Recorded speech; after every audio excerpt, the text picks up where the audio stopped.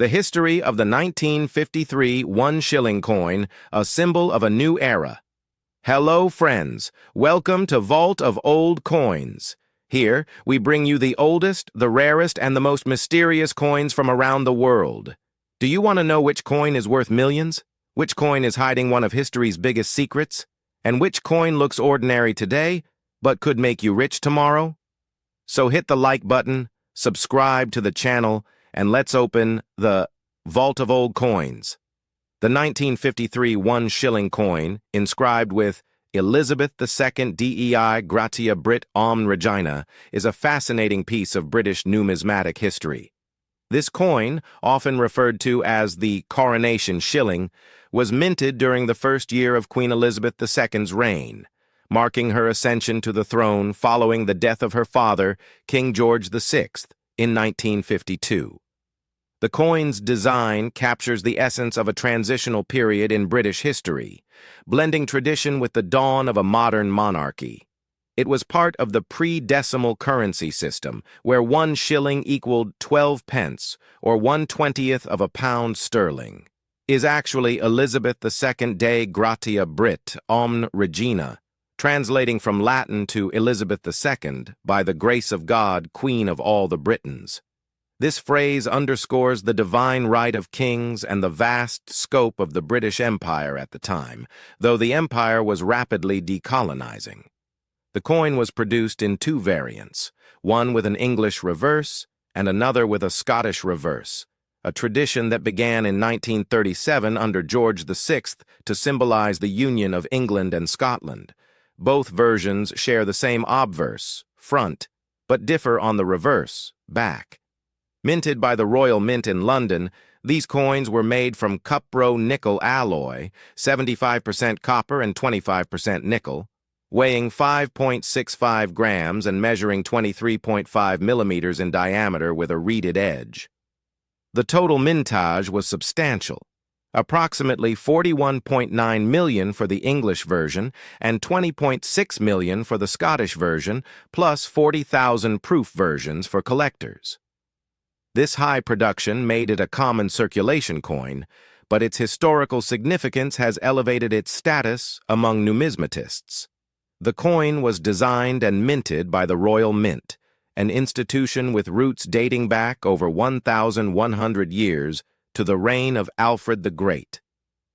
The obverse portrait of Queen Elizabeth II was created by Mary Gillick, a renowned British sculptor and medalist. Gillick's design was selected through a competition held by the Royal Mint Advisory Committee in 1952. She portrayed the young queen, then 26 years old, as a laureate bust facing right, symbolizing continuity with past monarchs, while presenting a fresh, optimistic image for the post-war era. The inscription was chosen to reflect Elizabeth's full title, including Brit Omne, of all the Britons, which emphasized her role over the United Kingdom and its dominions. This was later shortened in 1954 to exclude Brit Omne as the British Empire evolved into the Commonwealth. The reverse designs were crafted by William M. Gardner, another prominent artist associated with the Royal Mint. For the English variant, the back features 3 lions passant gardant, walking lions facing the viewer, within a crowned shield, representing the arms of England. The Scottish variant shows a lion rampant within a double tressure, a bordered frame, also crowned, symbolizing Scotland's heraldry. The date 1953 is split on either side of the shield. These designs were not new inventions, but adaptations from earlier coinage, rooted in centuries-old heraldic traditions. The dual reverses were introduced to foster national unity, especially in Scotland, where separate coin designs helped maintain cultural identity within the UK, primarily for everyday circulation to meet the economic needs of a nation recovering from World War II. But 1953 was special. It was the year of Elizabeth II's coronation on June 2, 1953, at Westminster Abbey. The coins were issued to commemorate this event, serving as tangible symbols of loyalty and renewal. The Royal Mint produced them to replace the outdated George VI coins and to distribute in plastic sets, early proof sets, as souvenirs for the coronation.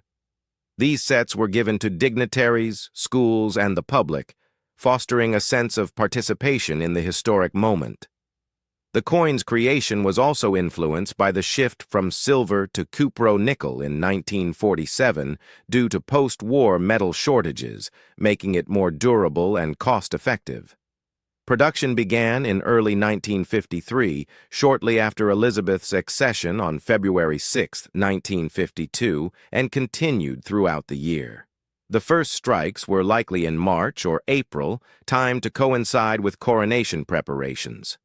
The proof versions were specially minted with polished dies for higher quality, intended for collectors and official gifts. The front side of the 1953 shilling is a masterpiece of portraiture. Mary Gillick's design depicts Elizabeth II without a crown, wearing a laurel wreath, a nod to ancient Roman emperors and a symbol of victory and peace. This was intentional. After the hardships of war, the image conveyed hope and stability. Gillick, born in 1881, was an experienced artist who had designed medals for the 1948 London Olympics. Her portrait was controversial at first. Some critics called it too girlish, but it became iconic, appearing on coins until 1968, when it was replaced by Arnold Machine's effigy. The inscription's history is equally rich. Dei gratia, by the grace of God, has been on British coins since the 16th century, affirming the monarch's divine mandate. Brit:(OMN:) was added during the imperial era to denote rule over Britain and its overseas territories. In 1953, this was poignant as India had gained independence in 1947, and other colonies were following suit.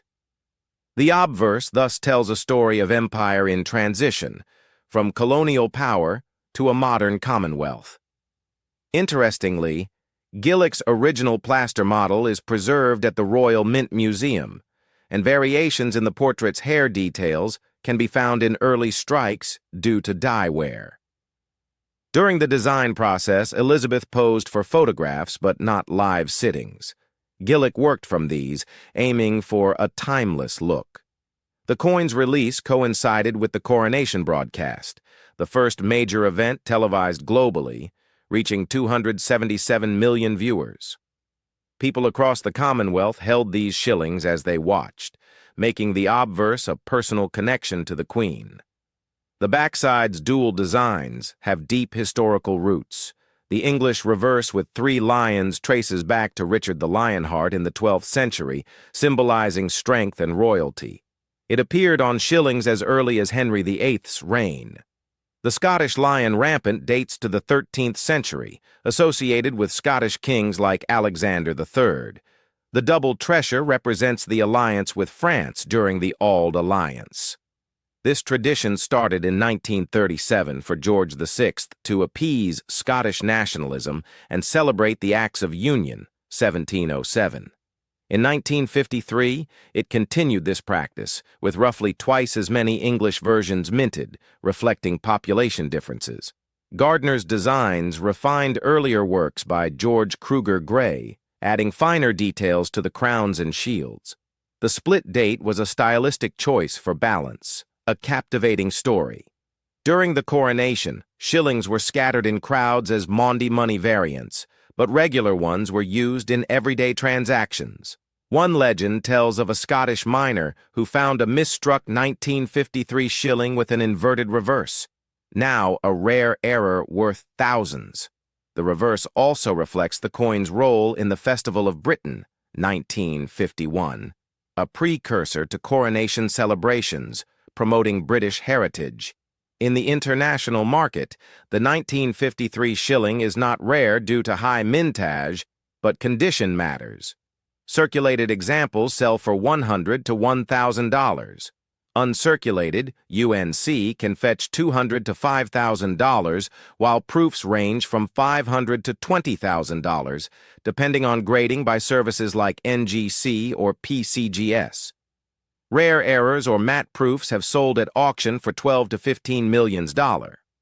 In top grades, PR67 Cameo, auctions have reached $15 million. Collectors value it for history, not investment. Imagine London in 1953, streets adorned with banners, millions lining the route to Westminster Abbey. Elizabeth, nervous yet poised, was crowned amid pomp. The Royal Mint worked overtime, striking coins that would travel the world. One such shilling ended up in the pocket of a young boy in USA, then part of the Commonwealth, brought by his father, a British Army veteran, but symbolized lingering ties. Years later, it surfaced in a numismatic auction, fetching a modest sum but carrying stories of empire, war, and renewal.